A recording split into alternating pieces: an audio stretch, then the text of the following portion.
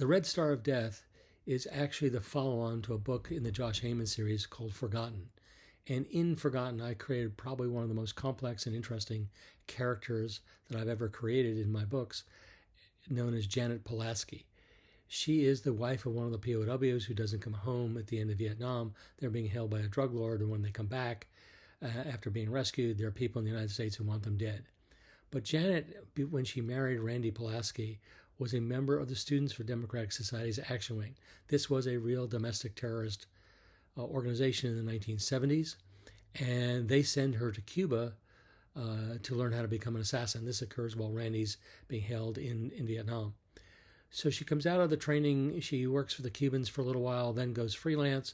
She becomes one of the most feared assassins in the world. She's hired by pretty much every intelligence agency that hires such people. And then she decides to retire. She's living openly, quietly in Stallion Springs, California with her lover. But then in just after the turn of the century, her lover passes away from breast cancer and 9/11 happens. So 3 intelligence agencies, Mossad, the Cuban intelligence agency, and the CIA decide to see if they can bring Janet out of retirement. So this is her story, and as she goes through this process, she ultimately decides to work for Mossad.